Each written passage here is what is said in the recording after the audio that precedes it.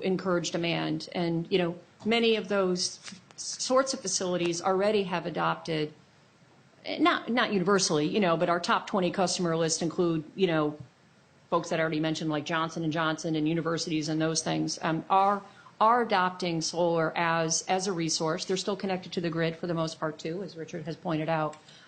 We expect that to continue as costs come down, but again, it's going to happen where retail rates, where what we call would be grid parity, you can beat what the retail rate is. So that sort of adoption, absent some environmental or sustainability goal, companies are going to start to do it more if they see that they can, do it, get their electricity really, quite frankly, at a cheaper rate, or help with their budgeting process.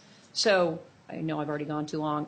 Let me give you kind of an offshoot of that. A number of school districts in the U.S., Massachusetts, New Jersey, and California in particular, have started to adopt solar technology, not for the educational reasons and the societal reasons, but also because if they can predict 30% of their electricity prices for the next 15 years because they have a PPA with a leasing company or a developer, that actually helps their budgeting process. So they're actually using that sort of thing to help them with their budgeting. So that is contributing a little bit. It's a little bit different reason than you talked about. So if I understood, it's kind of more stable prices, right?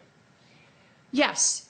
If you're an end user, whatever, school committee or a large, commercial facility, what have you, and I engage in a PPA with a developer that says to me, you're, 30% of your electricity is going to be 10 cents for the next 15 years, or there's some kind of schedule that's laid out. That's a guaranteed price for that percentage of your load. So you can budget that and predict for it. One thing, just because of the crowd that we're in, that some of you might be interested in, given the name of the institute, there's a large trade case going on right now between Germany, the U.S., China, Japan, India, whatever. It's getting complicated. It's very interesting to watch. I think it would be a great case study for some of you to look at the impact of the solar market, of the outcome of that case, which could actually raise panel prices in the third quarter of this year or not, depending on if duties are actually applied to imported panels. Just thought I'd mention all this. Thank you. So we're running out of time. I've got lots of hands. Why don't we try to get a number of questions in at once and then just have comments. And then I want to actually close with a follow-up question to Rick's comment about jobs and get your thought about jobs. So you've had your hand up for a while, and you have one right here. Thank you. Pavel Koning, business school alum. So it looks like there are some tensions between traditional utilities and operators